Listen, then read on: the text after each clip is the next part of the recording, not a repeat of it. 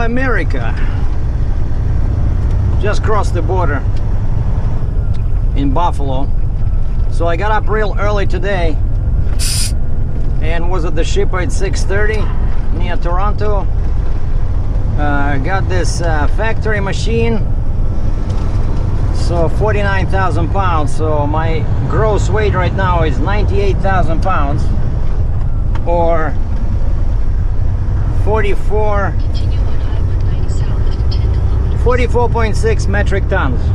That's the truck, trailer, and the load, and Captain Sergei.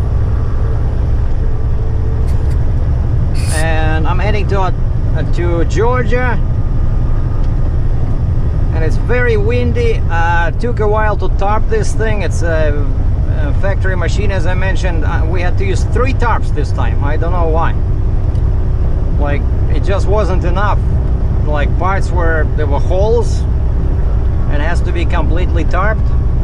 So it took me a while, but at least, you know, the shipper has a crane and they just drag the top over, and they have a scale there. So everything was there, very convenient. All I need is to put some sweat labor.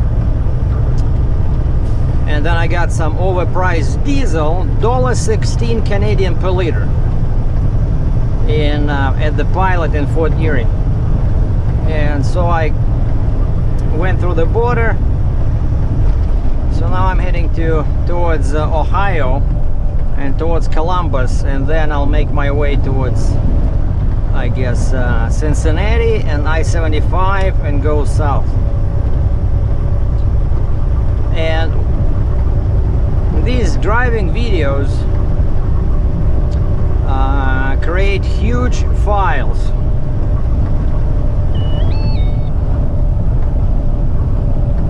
And if I make them small, then the quality is pretty bad. So you gotta keep the quality at least medium. So I'm not gonna talk too long. And those dings you hear, I know what that is. That's my provider, Rogers, sends me a text message. One to the phone and one to the tablet, welcoming me to the United States of America. So now they're jumping for joy because they're charging me $5 a day, up to $50 in 1 month. So Rogers is doing good. And what I wanted to say was, since now I have experience with DSR, lowboy, drop side rail. That's what I have, right? That's the technical term, drop side rail. So my center is 45 inches wide and it's raised 8 inches. And if you saw my previous videos, of course you know that I had a flat top lowboy before, the orange one and then the gray one, when the orange one couldn't take the California heat. And so what are my impressions? Which one is better, flat top or drop side rail? Some people swear by one type, others say no, it's too specialized, they gotta be more general, not so specialized. And what I can say is that with the Kaufman, because it was very tall, that's the problem with the Kaufman, it was 24 inches, and I had trouble with big machinery, like big excavators. You know, even once I had those mine trailers. Yeah, you know, you gotta change lanes, right, when there's a cop sits on the shoulder. That's why they have their lights on. Yeah, once I was moving those big trailers out of Iowa that I use at the mine, and I was over 14. And it's never a good idea when you know, to be over 14, because then permits take a long time to process, and it's extra cost, and they send you all kinds of detours. So basically Kaufman was great for smaller machinery, but not so good for heavy stuff that was big. You know, normally when it's heavy, it's big. And also Kaufman had a problem with, because it was so tall, that the ramps in the front were very steep. And again, if you look at my older videos, you will see how dangerous it was loading that machinery, where, you know, the excavator was climbing up, and then at one point it's sitting at 45 degrees, and then boom, it just, you know, drops down, and it was damaging the ramp. It was not good. But what was good is that the ramps,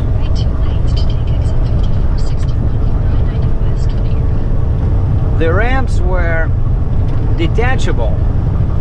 And when I had some machinery where the tracks or wheels were too close, I could detach those ramps and move them to the middle.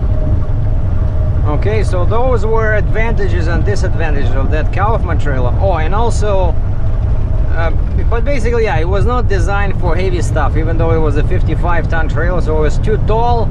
And also the axles were 54-inch spacing, and it did have the flip axle connectors in the back, but the holes were too small.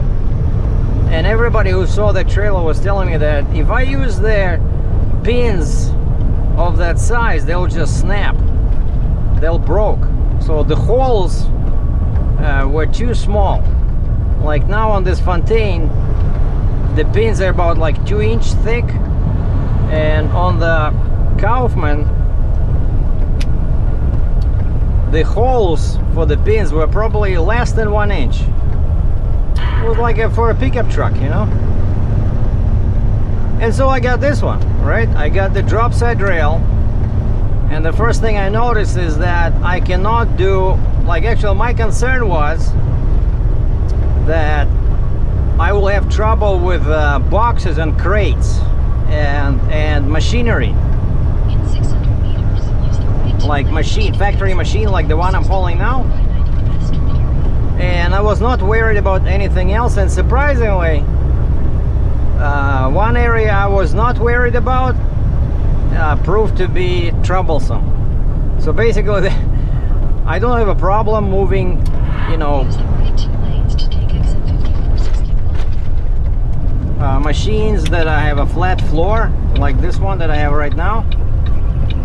Continue on I-90 west. All we do is you just use blocks, right? You use blocks. I have 6 blocks, and you can always position them properly, and so there's not a problem. 300 meters, merge onto I-90 west. Very talkative today, Miss Google. And so yeah, what I was afraid of, that was not a problem. And then they sent me to pick up this Wirtgen. I'm not sure how to pronounce it, but it's W-I-R-T-G-E-N. I know in German it's Wirtgen. So it's a construction machine that takes off asphalt off the road and has a conveyor that pushes that material in a box of a truck behind it. And they have like 4 tracks, and gauge, what they call track gauge, the spacing between the insides of the tracks, was less than 45 inches, and my center is 45 inches, so I wasn't able to load this. And also had a problem with cat, I think it was D6 or D5 dozer, small dozer. So the gauge, the track gauge, was like 45.5. You know, it was very stressful loading that, because there's hardly any room between the tracks and the trailer. And so yeah, small machinery with tracks and wheels became a problem with this trailer.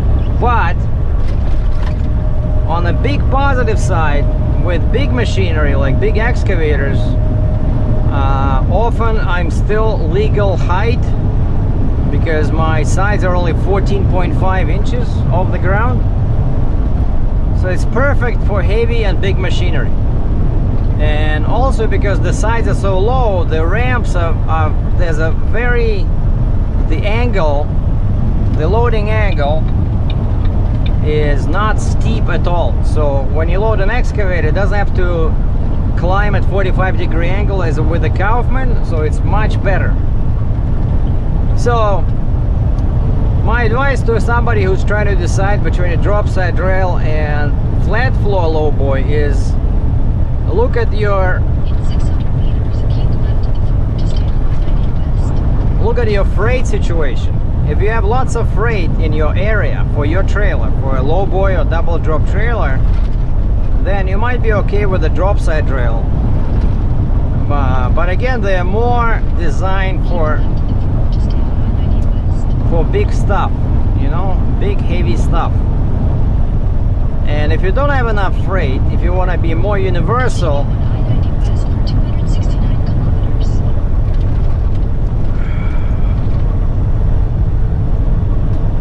that's it.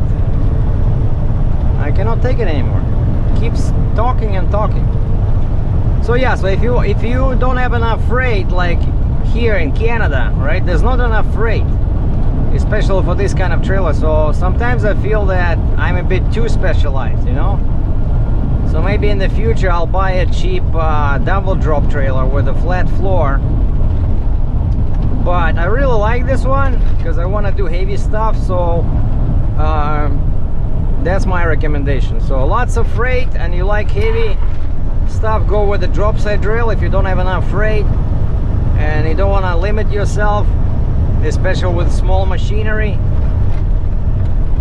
go with a regular flat floor double drop. Yeah, one more thing I lost with the drop side rail is because the center is raised now and there's no wood in there. If you remember, a couple of times I did those reels with conveyor belt. I did them on the Kaufman because they have to be secured to the floor with pieces of timbers. So now I cannot do them because there's nowhere to put them, you know. And those things were paying good money. So there's definitely limitations with these trailers. So you need to buy them ideally when you know what you're gonna be hauling. All right, so we're gonna stop here because again, it's gonna be a very big file. And this is the first toll collection.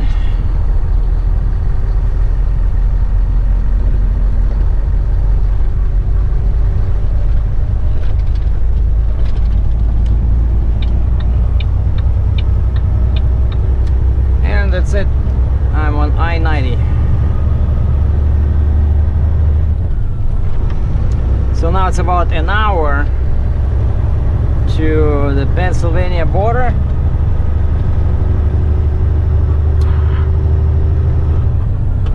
And then I'm gonna roll past Harbor Creek, TA, and hopefully end up somewhere in Ohio today. Oh yeah, okay, PA line 65 miles, Erie 85 miles, and time now is 3 o'clock. It's gonna be dark in 3 hours. That's what I have left for today. I gotta move because they want this machine in Georgia the day after tomorrow. So, and it's about 950 miles from the shipper to consignee. Rush, rush, rush. Thanks for watching. I'm Sergei Dratchev, somewhere in New York. Ciao.